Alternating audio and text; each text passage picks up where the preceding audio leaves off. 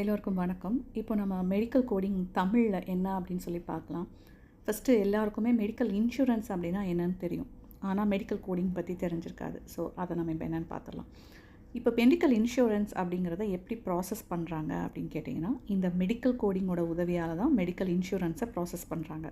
அதாவது ஹாஸ்பிட்டலில், கிளினிக்கில் பேஷண்ட் பார்த்துட்டு பேஷண்ட்டுக்குள்ளே நோய் என்ன, அதுக்கு என்ன ட்ரீட்மெண்ட் கொடுத்துருக்காங்க, அதை கண்டுபிடிக்கிறதுக்கு என்ன டெஸ்ட்டெல்லாம் பண்ணாங்க அப்படிங்கிறது எல்லாத்தையுமே ஒரு கோடாக மாற்றணும். ஃபஸ்ட்டு கோடுனா அது வெறும் நம்பராகவோ இல்லை எழுத்துக்களாவோ, ஏதோ நம்பரும் எழுத்தும் சேர்ந்ததாக இருக்கும். ஆல்ஃபா நியூமரிக்கல் கோட்ஸ் அப்படிம்பாங்க. அந்த மாதிரி கோட்ஸை நம்ம இன்சூரன்ஸ் கம்பெனிக்கு சப்மிட் பண்ணணும். இன்சூரன்ஸ் கம்பெனி அதை பார்த்துட்டு நமக்கு வெரிஃபை பண்ணி ஓகே அப்படின்னு நமக்கு ரீஇம்பர்ஸ்மெண்ட் கொடுப்பாங்க. அதுதான் மெடிக்கல் கோடிங். இப்போது மெடிக்கல் கோடிங்கில் நான் சொல்ல போகிற கோர்ஸ் பார்த்தீங்க அப்படின்னு சொன்னால் சிபிசி. நீங்கள் படித்து முடித்த உடனே உங்களுக்கு சிபிசி அப்படின்னு ஒரு சர்டிஃபிகேட் கிடைக்கும். அப்படின்னா என்ன அப்படின்னு பார்த்தீங்கன்னா, சர்டிஃபைட் ப்ரொஃபஷனல் கோடர். இது ஒரு அமெரிக்கன் இன்ஸ்டியூஷன் தான் கொடுக்குது. அதன் மூலமாக தான் இந்த கோடிங்கே நம்ம படிக்கிறோம். அவங்க தான் நமக்கு டெஸ்ட் எல்லாமே எடுப்பாங்க. அவங்க சர்டிஃபிகேட் கொடுத்துட்டாங்க அப்படின்னு சொன்னால், இந்த சர்டிஃபிகேட் ஓரளவுக்கு உலகத்தில் இருக்கிற பெரும்பாலான நாடுகளில் இந்த சர்டிஃபிகேட் வேலிடாக இருக்குது நமக்கு. ஸோ இது படிக்கிறதன் மூலமாக நம்ம பல வெளிநாடுகள்லேயும் வேலைக்கு வாய்ப்பு இருக்குது. அது போக பார்த்திங்கன்னா, எங்கெல்லாம் வேலை கிடைக்கும் அப்படின்னு கேட்டிங்கன்னா, மெடிக்கல் கோடர்ஸுக்கு கிளினிக்ஸு, ஹாஸ்பிட்டல்ஸு, அது போக இன்சூரன்ஸ் கம்பெனிஸ்லேயும் ஆஃபர் கிடைக்கும். ஏன்னா ஹாஸ்பிட்டல்ஸ்லேயும் கிளினிக்ஸ்லேயும் நமக்கு கோடிங் பேஷண்ட்டோட ரிப்போர்ட்டை மாற்றுறதுக்கு கோடர்ஸ் தேவைப்படுறாங்க. அதே போல் பார்த்திங்கன்னா, இன்சூரன்ஸ் கம்பெனியில் அவங்களுக்கு இந்த கோடு சரிதானா அப்படின்னு செக் பண்ணுறதுக்காக கோடர்ஸ் தேவைப்படுறாங்க. ஸோ 2 பக்கமே நம்மளோட தேவைகள் இருக்குது. ஸோ மெடிக்கல் கோடிங் படிச்சிங்க அப்படின்னு சொன்னால் அதற்கான வாய்ப்புகள் இனிமேல் அதிகமாக தான் இருக்குது. ஏன்னா மெடிக்கல் இன்சூரன்ஸ் இல்லாமல் இப்போலாம் இந்தியாவில் ட்ரீட்மெண்ட் பண்ணுறது கொஞ்சம் கஷ்டமாக தான் இருக்குது. ஸோ மெடிக்கல் இன்சூரன்ஸ் தேவைகள் அதிகமாக கோடர்ஸோட தேவையும் அதிகமாகிக்கிட்டே வருது. இப்போது இந்த கோர்ஸுக்கு தேவையான புக்ஸ் என்னன்னு சொல்லிடுறேன். சிபிடி, ஐசிடி, ஹிக்பிக்ஸ் அப்படின்னு 3 புக்கு நம்ம படிக்கணும். அது ஒன்றொன்றை பற்றி இப்போ நான் தெளிவாக சொல்லிடுறேன். இந்த மெடிக்கல் கோடிங்கில் ரொம்ப முக்கியமான புக் என்னென்னு பார்த்தீங்கன்னா, இந்த சிபிடி. இந்த சிபிடியில் நம்ம என்ன கற்றுக்க போகிறோம் அப்படின்னு சொல்லி கேட்டிங்கன்னா, மெயினாக அங்கே செய்யக்கூடிய மருத்துவத்துறையில் செய்யக்கூடிய ப்ரொசீஜர்ஸ் அப்படின்னா பேஷண்ட்டுக்கு ட்ரீட்மெண்ட்டாவோ இல்லைன்னா பேஷண்ட்டுடைய நோயை கண்டுபிடிக்கிறதுக்காகவோ செய்யக்கூடிய எல்லா டெஸ்டிங்கும், எல்லா ட்ரீட்மெண்ட்டையுமே நம்ம ப்ரொசீஜர்னு தான் சொல்லுவோம். உதாரணமாக பார்த்திங்கன்னா, பேஷண்ட்டுக்கு நான் ஒரு எக்ஸ்ரே எடுக்கிறேன், இல்லை ஒரு ஸ்கேன் எடுக்கிறேன் அப்படின்னு சொன்னால் அதெல்லாம் நம்ம பேஷண்ட்டோட நோயை கண்டுபிடிக்கிறதுக்காக செய்யக்கூடிய ஒரு டெஸ்டிங். அதுவும் ஒரு ப்ரொசீஜர் தான். அது சிபிடியை வச்சு தான் நம்ம கோட் பண்ண முடியும். ஒரு பேஷண்ட் வராங்க, அவங்களுக்கு ஒரு இன்ஜெக்ஷன் கொடுக்குறேன், இல்லை அவங்களுக்கு ஒரு சின்ன சர்ஜரி பண்ணுறேன் அப்படின்னா அது ஒரு ட்ரீட்மெண்ட். அதுவும் நமக்கு ஒரு ப்ரொசீஜர் தான். அது எல்லாமே நம்ம ப்ரொசீஜர் கோட்ஸ், அந்த ப்ரொசீஜர் கோட்ஸ் எல்லாத்தையும் சிபிடி புக்கை வச்சு தான் நம்ம கோட் பண்ண போகிறோம். அடுத்ததாக நம்ம பார்க்க போகிறது ஐசிடி புக். ஐசிடி அப்படின்னு சொன்னால் இன்டர்நேஷ்னல் கிளாசிஃபிகேஷன் ஆஃப் டிசீசஸ். இந்த புக்கில் உலகத்தில் இருக்கக்கூடிய பெரும்பாலான நோய்களை இந்த புக்குக்குள்ளே ஒரு கிளாசிஃபிகேஷனாக கொடுத்துருவாங்க. எல்லாத்தையும் பிரித்து இந்த நோய் இந்த இதுக்கு அடியில் வரும் அப்படின்னு சொல்லி கொடுத்துட்டு அதுக்கு ஒரு பர்டிகுலர் கோடு கொடுத்துருவாங்க. ஸோ இந்த புக்கு இதில் இருக்க கோடை நம்ம எதுக்கு யூஸ் பண்ண போகிறோம் அப்படின்னு சொன்னால், அந்த நோய் என்ன அப்படின்னு டாக்டர் கண்டுபிடிக்கிறாங்க இல்லையா ஒரு பேஷண்ட்டுக்கு. உதாரணமாக ஒரு பேஷண்ட் வராரு, அவருக்கு ஃபீவர் இருக்குது அப்படின்னா அந்த ஃபீவருக்கு ஒரு கோடு எடுக்கணும். அது ஐசிடியிலேருந்து எடுக்கணும். இல்லை ஒரு பேஷண்ட் ஹார்ட் அட்டாக்கோடு வராரு அப்படின்னா அதுக்கு ஒரு கோடு எடுக்கணும்.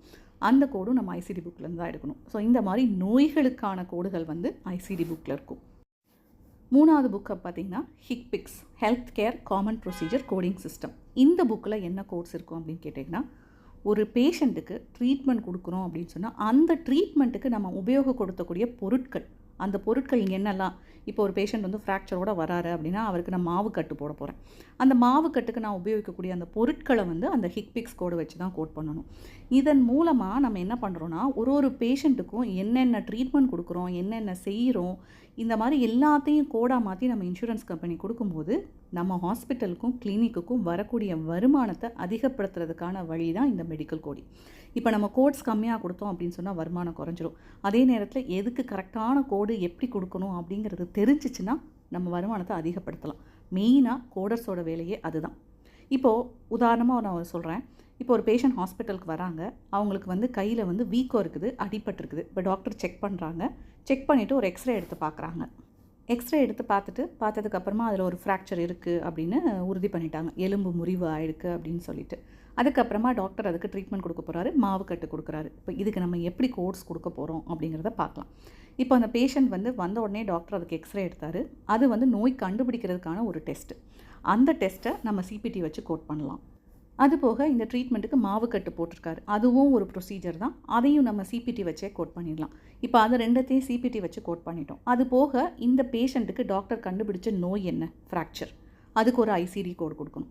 ஸோ ஃப்ராக்சருக்கு ஐசிடி கோடு, அவர் பண்ண ட்ரீட்மெண்ட்டுக்கு சிபிடி கோடு, அதுக்கப்புறம் அதில் என்ன மெட்டீரியல் யூஸ் பண்ணார், நம்ம தான் பார்த்தோமே முதல்லையே. ஒரு மாவு கட்டு போடுறாங்கன்னா அதில் போடக்கூடிய அந்த மாவு கட்டுக்கு நம்ம வந்து மெட்டீரியல்ஸை கோட் பண்ணணும். அதுதான் ஹிக்பிக்ஸ் கோடு.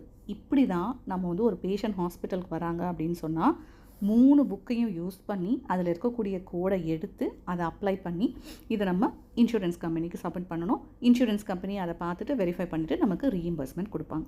இதுதான் மெடிக்கல் கோடிங். அவ்வளோதான். இது புரிஞ்சுது அப்படின்னு சொன்னால் ரொம்ப சிம்பிளாகிடும் மெடிக்கல் கோடிங்.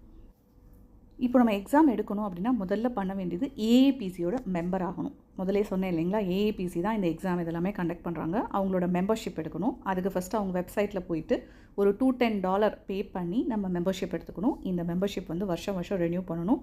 மறுபடியும் இதே மாதிரி $210 பே பண்ணணும். அதுக்கப்புறம் எக்ஸாம் ஃபீஸ் வந்து நீங்கள் கட்டிக்கலாம். அது வந்து $430 பே பண்ணிங்கன்னா ஒரு அட்டெம்ப்ட் கொடுப்பாங்க. $530 பே பண்ணிங்கன்னா 2 அட்டெம்ப்ட் கொடுப்பாங்க. இப்போ நம்ம வந்து எக்ஸாம் வந்து இது பண்ணிட்டோம், அப்ளை பண்ணியாச்சு, எல்லாம் முடிஞ்சு அப்படின்னு சொன்னால் நம்மளோட டேட், என்றைக்கு எக்ஸாம் எடுக்க போகிறோம், எந்த சென்டரில் எடுக்க போகிறோங்கிறது நம்மளே சூஸ் பண்ணிக்கலாம். நமக்கு பக்கமாக இருக்கிற சென்டராக பார்த்து, இப்போ உதாரணமாக சென்னை அப்படின்னா பக்கத்தில் இருக்க எங்கேயாவது ஏரியா பார்த்து நீங்கள் சூஸ் பண்ணிக்கலாம். இப்போ எக்ஸாம் போகிறோம், எக்ஸாம் எப்படி இருக்கும் அப்படின்னு கேட்டிங்கன்னா முழுக்க ஒரு கம்ப்யூட்டர் பேஸ்ட் எக்ஸாம். பேப்பர் பேனாலாம் கிடையாது, முழுக்க கம்ப்யூட்டரில் தான் இருக்கும். எம்சிக்யூ பேஸ்ட் எக்ஸாம் தான். இப்போ வரைக்கும் எம்சிக்யூவாக தான் இருக்குது. 2025 சில நேரங்களில் இதில் வந்து ஃபில் இன் த பிளாங்க்ஸ், அதாவது கோடிட்ட இடங்களை நிரப்புகவும் வரலாம், வாய்ப்பு இருக்குது. இப்போ எக்ஸாம் வந்து பார்க்கலாம். எக்ஸாமில் 100 கொஸ்டின்ஸ் இருக்கும். 3 புக்கில் இருந்துமே கொஞ்சம் பிரித்து 100 கொஸ்டின்ஸ் வந்துடும். முக்கால்வாசி பார்த்திங்கன்னா சிபிடியிலேருந்து தான் வரும். இப்போ அந்த 100 கொஸ்டினுக்கு டைமிங் பார்த்திங்கன்னா 4 மணி நேரம். 4 மணி நேரத்தில் 100 கொஸ்டின். அப்போ ஒரு கொஸ்டினுக்கு குறைஞ்சபட்சம் நம்ம 2 நிமிஷம் செலவெடுக்கலாம், அவ்வளோதான். அதுக்கு மேலே விட்டோம் அப்படின்னு சொன்னால் கொஞ்சம் நமக்கு டைம் கடைசியில் பத்தாமல் போயிடும். ஆனால் ஒரு சில கொஸ்டின்ஸ்லாம் ரொம்ப சின்னதாக இருக்கும். அதெல்லாம் நம்ம வந்து ஒரு அரை நிமிஷம் அந்த மாதிரி பண்ணிடலாம். இப்போ எக்ஸாம் போயிட்டீங்க. இப்போ எக்ஸாம் வந்து உங்களுக்கு 100 கொஸ்டின் அதெல்லாம் தெரிஞ்சிருச்சு. ஆனால் உங்களுக்கு தெரியுமா, இது வந்து ஒரு open book exam. Open book எக்ஸாம்னா அப்படின்னு என்னென்னு பார்க்கலாம். எக்ஸாமுக்கு நீங்கள் ஏஏபிசி கொடுக்குற ஒரிஜினல் புக்ஸு எடுத்துகிட்டு போய் கொஸ்டினுக்கு ஆன்சரை புக்கை பார்த்து தேடியே நீங்கள் எடுத்துக்கலாம். ஏன் அப்படி பண்ணுறாங்க அப்படின்னு பார்த்தீங்கன்னா, இந்த புக்ஸில் வந்து இருக்கிற கோட்ஸை வந்து நம்மளால் வந்து கணக்கிலே சொல்ல முடியாது, அந்த அளவுக்கு கோட்ஸ் இருக்குது. இது எல்லாத்தையும் படித்து நம்மளோட மெமரியில் கொண்டு வரது ரொம்ப கஷ்டம். அதனால் புக்ஸு எடுத்துகிட்டு போகிறதுக்கு அலோவ் பண்ணுறாங்க. ஆனால் இந்த புக்கை எப்படி யூஸ் பண்ணுறது, கோடு எப்படி எடுக்கிறது, கோடு வந்து நம்ம இந்த கோடை எப்படி உபயோகிக்கலாம், எப்படி உபயோகிக்கக்கூடாது, இது எல்லாத்தையும் தான் நீங்கள் இந்த சிபிசி கோர்ஸில் கற்றுக்க போகிறீங்க. அதெல்லாம் கற்றுட்டு போனால் தான் உங்களால் கரெக்டான கோடை எடுக்க முடியும். அதுக்கு தான் இந்த கோர்ஸ் உங்களுக்கு உதவியாக இருக்க போகுது. ஸோ நீங்கள் வந்து இப்போ எக்ஸாம் வந்து பண்ணுறீங்க. எக்ஸாம் பாஸ் ஆகணும் அப்படின்னா எவ்வளோ பர்சன்டேஜ்? 70% எடுக்கணும். 70% எடுத்தால் தான் இந்த எக்ஸாமை பாஸ் பண்ண முடியும். 69 எடுத்தால் கூட ஃபெயில் தான். ஆனால் மறுபடியும் ரீஅட்டெம்ப்ட் பண்ணிக்கலாம். ரீஅட்டெம்ப்ட் பார்த்திங்கன்னா நம்ம எத்தனை தடவை வேணாலும் எடுத்துக்கலாம் பாஸ் ஆகிற வரைக்கும். அதில் எந்த பிரச்சனையும் கிடையாது. ஆனால் என்ன, கொஞ்சம் செலவு ஜாஸ்தியாகும். ஸோ அதை மட்டும் நம்ம பார்த்துக்கணும். எக்ஸாம் முடிஞ்ச அளவுக்கு நம்ம ஒரு அட்டெம்ப்ட் 2 அட்டெம்ப்ட்லேயே பாஸ் ஆகிற மாதிரி பார்த்துக்கணும். இப்போது சிபிடி புக் எடுத்துக்கிட்டிங்க அப்படின்னு சொன்னால், சிபிடி புக்கோட எக்ஸ்பேன்ஷன் என்ன? Current procedure terminology. இந்த புக்கில் இருந்து தான் நம்ம எல்லா ப்ரொசீஜர் கோடிங்கும் எடுக்க போகிறோம்.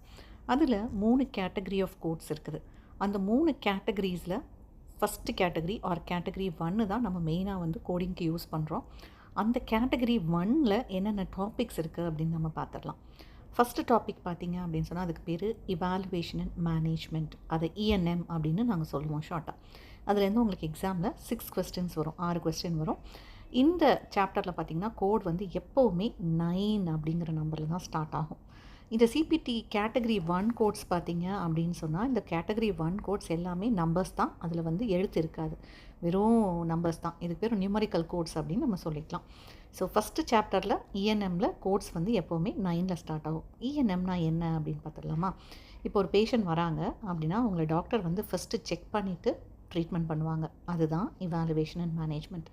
அது எங்கே நடக்குது, அந்த பேஷண்ட்டோட நோயோட தீவிரம் என்ன, டாக்டர் வந்து இந்த பேஷண்ட்டுக்காக எவ்வளோ நேரம் செலவிடுறாரு அப்படிங்கிறதெல்லாம் பொறுத்து தான் இந்த கோடிங் நம்ம பண்ணுறோம்.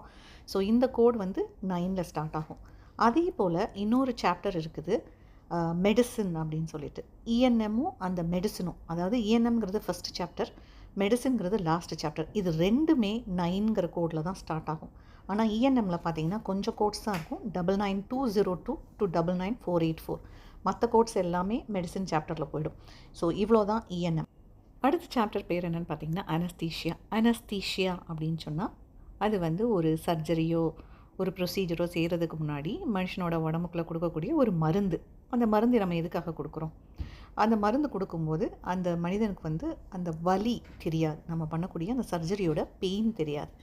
அது வந்து பேஷண்ட்டை முழுமையாக வந்து அவருடைய அந்த சுயநினைவு இல்லாமல் ஆக்கக்கூடியதாக இருக்கும். அதுதான் அனஸ்தீஷியா. அதுலேருந்து உங்களுக்கு 4 கொஸ்டின் வரும். இந்த சாப்டரில் கோட்ஸ் எப்போவுமே 0ல் தான் தொடங்கும். ஸோ 0ல் ஆரம்பிக்கிற கோட்ஸ் எல்லாமே அனஸ்தீஷியா அப்படின்னு ஞாபகம் வச்சுக்கலாம். அடுத்தது பார்த்திங்கன்னா ரொம்ப முக்கியமான சாப்டர் சர்ஜரி. சர்ஜரி அப்படின்னா அதில் வந்து 6 சப்டிவிஷன் இருக்குது. அது ஒரு சாப்டர்லேயே 6 சப்டிவிஷன் இருக்குது நமக்கு. அது எப்படி டிவைட் பண்ணியிருக்காங்க அப்படின்னு பார்த்தீங்கன்னா, நம்ம பாடியில் இருக்கக்கூடிய சிஸ்டம்ஸ் வச்சு தான், நம்ம உடலில் இருக்கக்கூடிய சிஸ்டங்களை வச்சு பிரிச்சிருக்காங்க. இப்போ அதை ஒன்று ஒன்றா பார்க்கலாமா? முதல் இது பார்த்தீங்க அப்படின்னு சொன்னால், நம்ம உடம்புடைய முதல்ல இருக்கக்கூடிய ஒரு பாகம் அப்படின்னு சொன்னால் வெளிப்புறமாக இருக்கக்கூடிய ஸ்கின், தோல் தான். அதுதான் ஃபஸ்ட்டு சாப்டர். அதை வந்து மெடிக்கலாக இன்டிகுமெண்ட்ரி சிஸ்டம் அப்படின்னு சொல்லுவோம். அந்த சாப்டரோட கோட்ஸ் எல்லாமே எப்போவுமே 1ல் தான் ஸ்டார்ட் ஆகும். ஏன்னா அதுதான் ஃபஸ்ட்டு சாப்டர். ஸோ அதில் தான் 1 அப்படிங்கிற கோட்ஸ் எல்லாமே வரும். இப்போ பார்த்தீங்கன்னா ஸ்கின்ல பண்ணக்கூடிய எல்லா ப்ரொசீஜரும் அதில் வந்துடும். பயோப்சி, ஏதாவது ஒரு கேன்சர் இருக்குது ரிமூவ் பண்ணுறோம் அப்படின்னு சொன்னால் அது எல்லாமே ஸ்கின் சாப்டர்லேயே வந்துடும். செகண்ட் சாப்டர் பார்த்தீங்க அப்படின்னு சொன்னால் மஸ்குலோஸ்கெலிட்டல் சிஸ்டம் அப்படிம்பாங்க. அதாவது நம்மளுடைய தோலுக்கு அடிபாகத்தில் என்ன இருக்குது அப்படின்னா தசைகளும் எலும்புகளும், மசில்ஸ் அண்ட் போன்ஸ், அதுதான் மஸ்குலோஸ்கெலிட்டல் சிஸ்டம். ஸோ அதில் நம்ம என்னென்ன ட்ரீட்மெண்ட் பண்ணுறோம், அதுக்கு என்னென்ன ப்ரொசீஜர் பண்ணுறோம், அது எல்லாமே இதில் வந்துடும். ஸோ 2 சீரீஸ் ஆஃப் கோட்ஸ், அதாவது 2ல் தொடங்குகிற கோடு எல்லாமே இந்த தசை மற்றும் எலும்பு சம்பந்தமான சிகிச்சை கொடுக்கக்கூடிய முறைகள் தான். அடுத்தது பார்த்திங்கன்னா 3வது சாப்டர். அது என்னன்னு கேட்டிங்கன்னா, இது தவிர அதாவது தோல், எலும்பு மற்றும் தசைகள் தவிர நம்ம உடம்புல இன்னும் என்னெல்லாம் இருக்குது அப்படின்னு பார்த்தா நிறைய வந்து உள்புறமாக இருக்கக்கூடிய இன்னும் இன்டர்னல் ஆர்கன்ஸ்ன்னு சொல்லலாம், இன்னும் நிறைய இருக்குது. இப்போ அதில் நம்ம முதல்ல பார்க்க போகிறது respiratory and cardiovascular system. Respiratory and cardiovascular அப்படின்னு சொன்னால் நம்ம சுவாசம் எடுக்கக்கூடிய அதற்கு உதவுகிற அந்த உறுப்புகளும், அதுபோக இரத்தத்தை நம்ம உடம்பில் எல்லா இடத்துக்கும் அனுப்புகிற அந்த உறுப்புகளும், அதாவது மூக்கிலிருந்து லங்ஸ் வரைக்கும், மூக்கிலேருந்து நுரையீரல் வரைக்கும், அதுபோல் இதயம் மற்றும் இரத்த நாளங்கள், இது எல்லாத்தையும் பற்றி படிக்கிறது தான் இந்த ரெஸ்பிரேட்டரி அண்ட் கார்டியோவாஸ்குலர் சிஸ்டம். இதில் உள்ள கோட்ஸ் பார்த்திங்கன்னா எப்போவுமே 3 அப்படிங்கிற நம்பரில் தான் ஆரம்பிக்கும். அடுத்தது 4வதாக நம்ம பார்க்க போகிறது டைஜஸ்டிவ் சிஸ்டம், அதாவது செரிமான மண்டலம்.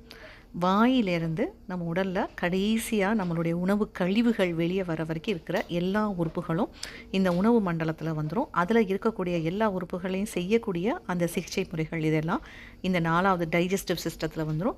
இதில் எப்போவுமே கோட்ஸ் பார்த்திங்கன்னா 4 அப்படிங்கிற நம்பரில் தான் ஆரம்பிக்கும். ஸோ எப்போ கோடு 4 அப்படின்னு வந்துச்சுன்னா நம்ம அதில் புரிஞ்சுக்கலாம் இது வந்து அப்போ செரிமான மண்டலத்தை சேர்ந்தது அப்படின்னு சொல்லிட்டு. 5வது பார்த்திங்க அப்படின்னு சொன்னால் urinary system and female and மேல் ரீப்ரடக்டிவ் சிஸ்டம் அப்படின்னு சொல்லுவாங்க. யூரினரி சிஸ்டம் அப்படின்னு சொன்னால் நம்ம உடலில் இருந்து சிறுநீர் வெளியேற்றக்கூடிய உறுப்புகள், அதாவது சிறுநீரகம், அப்புறம் சிறுநீர் பை, அதை பற்றி எல்லாம் படிக்கிறதும். மேல் அண்ட் ஃபீமேல் ரீப்ரடக்டிவ் அப்படின்னா பெண் மற்றும் ஆணுடைய இனப்பெருக்கம் சம்பந்தமான உறுப்புகளும், இதையெல்லாம் சேர்ந்து படிக்கிறது தான் இந்த 5வது பாடம். அதில் பார்த்தீங்கன்னா 5 அப்படிங்கிற சீரீஸ் தான் எல்லா கோட்ஸுமே ஸ்டார்ட் ஆகும்.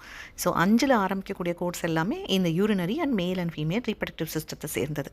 அடுத்ததை நம்ம பார்க்க போகிறது 6வது சாப்டர். அதில் பார்த்தீங்க அப்படின்னு சொன்னால் nervous system, I and year, அதாவது நம்ம உடம்பை கண்ட்ரோல் பண்ணக்கூடிய மூளை மற்றும் தண்டுவடம், அதை பற்றி படிக்கக்கூடியதும். அது மட்டும் இல்லாமல் கண் மற்றும் காதில் செய்யக்கூடிய எல்லா சிகிச்சை முறைகளும் இந்த இதில் வந்துடும். ஸோ எப்போல்லாம் கோடு வந்து 6 அப்படின்னு ஆரம்பிக்குதோ அது எல்லாமே மூளை மற்றும் தண்டுவடம் சார்ந்ததாகவும் இல்லைன்னா கண் மற்றும் காதுகளுக்கு சம்மந்தப்பட்டதாகவும் இருக்கும். இப்போ நம்ம அடுத்து பார்க்க போகிற டாபிக் வந்து ரேடியாலஜி. ரேடியாலஜி அப்படின்னு சொன்னால் நம்ம மருத்துவத்துறையில் எங்கெல்லாம் இந்த கதிர்கள், அதாவது நுண்ணியக்க கதிர்களை நம்ம யூஸ் பண்ணுறோம் அப்படிங்கிறது தான் ரேடியாலஜி. இப்போ ரேடியாலஜி பார்த்திங்கன்னா ஸ்கேன் பண்ணுறதுக்கு, எக்ஸ்ரே எடுக்கிறதுக்கு, அது மட்டும் இல்லாமல் நம்ம வந்து கேன்சருக்கு ட்ரீட்மெண்ட்டாக ரேடியோ தெரப்பி அப்படின்னும் கொடுக்குறோம். ஸோ இதை பற்றியெல்லாம் படிக்கிறது தான் ரேடியாலஜி. இதில் உள்ள கோட்ஸ் எப்போவுமே 7 அப்படிங்கிற நம்பரில் தான் ஆரம்பிக்கும். So X-ray, scan, radio therapy இதோடைய ப்ரொசீஜர் கோடு எல்லாமே 7ங்கிற எண்ணில் ஆரம்பிக்கும். அடுத்ததாக பார்த்திங்கன்னா பத்தாலஜி அப்படிம்பாங்க. பத்தாலஜி அப்படின்னு சொன்னால் ஒரு நோயுடைய தன்மையை கண்டுபிடிக்கிறதுக்காக அதற்காக நம்ம செய்யக்கூடிய லேப் டெஸ்ட். இப்போ எப்படி நம்ம வந்து ஒரு பேஷண்ட்டுக்கு சுகர் இருக்குன்னு எப்படி கன்ஃபார்ம் பண்ணுவோம், ஒரு பிளட் டெஸ்ட் எடுத்து கன்ஃபார்ம் பண்ணுவோம். அது மாதிரி யூரின் டெஸ்ட் எடுக்கிறது, பிளட் டெஸ்ட் எடுக்கிறது, ஒரு பயாப்சி பண்ணுறது, லேபில் பண்ணக்கூடிய எல்லா ப்ரொசீஜருக்கும் நம்ம யூஸ் பண்ணுறது தான் பத்தாலஜி அப்படிங்கிற சாப்டரோட கோட்ஸு. இதில் நம்ம வந்து 8 அப்படிங்கிற நம்பரில் தான் கோட்ஸ் ஆரம்பிக்கும் இந்த சாப்டரில். ஸோ எப்போல்லாம் ஒரு கோடு வந்து 8ங்கிற எண்ணில் ஆரம்பிக்குதோ அதில் நம்ம தெரிஞ்சுக்கலாம், ஓகே இது பத்தாலஜி சாப்டர் கோடு அப்படின்னு சொல்லிட்டு. இப்போது நாம் அடுத்ததாக பார்க்க போகிறது கடைசி சாப்டர் இந்த கேட்டகரி 1 செக்ஷனில். அதுக்கு பேர் மெடிசன். இதுலேயும் கோட்ஸ் வந்து 9ல் தான் ஆரம்பிக்கும். நான் ஏற்கனவே சொன்னேன், இஎன்எம் அப்படிங்கிற ஃபஸ்ட்டு சாப்டரும் லாஸ்ட்டு சாப்டரும் 9ங்கிற கோட்ஸில் தான் ஸ்டார்ட் ஆகும். ஸோ இந்த மெடிசன் சாப்டர் எதுக்கு யூஸ் பண்ணுறோம் அப்படின்னு பார்த்தீங்கன்னா, இப்போ எல்லா பேஷண்ட்டுக்குமே நம்ம வந்து சர்ஜரி தான் பண்ணணும்னு அவசியம் இல்லை. அது இல்லாமல் மெடிசன் மூலமாகவும் கொடுக்கக்கூடிய ட்ரீட்மெண்ட்ஸ் இருக்குது. இப்போ உதாரணமாக பார்த்திங்கன்னா, ஒரு பேஷண்ட்டுக்கு வந்து மூச்சு திணறல் இருக்குது அப்படின்னா நெபுலைசர் அப்படின்னு ஒரு ட்ரீட்மெண்ட் கொடுப்பாங்க. இப்போ அந்த மாதிரி சில ட்ரீட்மெண்ட்டும், அது இல்லாமல் சில நம்ம ஸ்பெஷலாக பண்ணக்கூடிய டெஸ்ட்டு, இப்போ ஹார்ட்டுக்கு வந்து எக்கோ கார்டியோகிராம், இசிஜி இதெல்லாம் பண்ணுறோம் அப்படின்னு சொன்னால் அதெல்லாம் இந்த 9 சீரீஸ் கோட்ஸ் வச்சு நம்ம கோட் பண்ணிக்கலாம். ஸோ இந்த மெடிசன் சாப்டரில் நம்ம மெயினாக பார்க்க போகிறது மெடிசன் வச்சு கொடுக்கக்கூடிய ட்ரீட்மெண்ட்ஸும், அது அல்லாமல் சில ஸ்பெஷலாக பண்ணக்கூடிய டெஸ்ட், அவ்வளோதான். இதுதான் மெடிசன் சாப்டர் பற்றினது. அடுத்து நம்ம பார்க்க போகிறது கேட்டகரி 2 கோட்ஸ். இதில் எப்போவுமே பார்த்திங்க அப்படின்னு சொன்னால் 5ஆவதாக வரக்கூடிய அந்த எண் வந்து எண் இல்லாமல் லெட்டர், அதாவது எழுத்து எஃப்பாக இருக்கும். முதல்ல 4 நம்பர்களும் அதுக்கு பின்னாடி லெட்டர் எஃப்பும் வரதான் கேட்டகரி 2 கோட். இந்த கேட்டகரி 2 வந்து நம்ம அதிகமாக யூஸ் பண்ணவே மாட்டோம். ஏன்னா கேட்டிங்கன்னா, இது வந்து இன்சூரன்ஸுக்கு சம்மந்தமில்லாத ஒரு கோடு.